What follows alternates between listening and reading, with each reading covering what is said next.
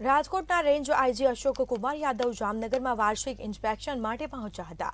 તેઓ જામનગર જિલ્લાના પોલીસ અધિકારીઓ તેમજ પોલીસ કર્મચારીઓ સાથે ક્રાઇમ કોન્ફરન્સ કરી હતી, જેમાં ખાસ કરીને લોકોમાં સાયબર ક્રાઇમની ઘટનાઓને લઈને જાગૃતતા અને તે માટે જાન્યુઆરી મહિનાના 5 લાખ લોકોને સાયબર ક્રાઇમ અંગેની તાલીમ આપવામાં આવશે તેવી જાહેરાત પણ કરવામાં આવી હતી। તો રાજકોટ રેન્જના તમામ જિલ્લાઓમાં લોકોને અલગ અલગ માધ્યમોથી તાલીમ આપવામાં આવશે અને સાથે જ રોડ અકસ્માતના ગુનાઓને લઈને નિયંત્રણમાં લાવી શકાય તે અંગે પણ સૂચનાઓ આપવામાં આવી હતી। જામનગર જિલ્લાના તમામ પોલીસ અધિકારી કર્મચારી સાથે અમે ક્રાઇમ કોન્ફરન્સનું આયોજન કરવામાં આવેલું છે। એ ક્રાઇમ કોન્ફરન્સમાં પણ ચેક કરતા પોલીસની કામગીરી ખૂબ સારી છે।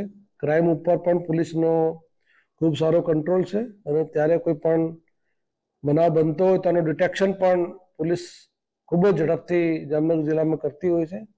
તેનો શ્રેય પોલીસ અધિક્ષકને આખી ટીમને આપું છું।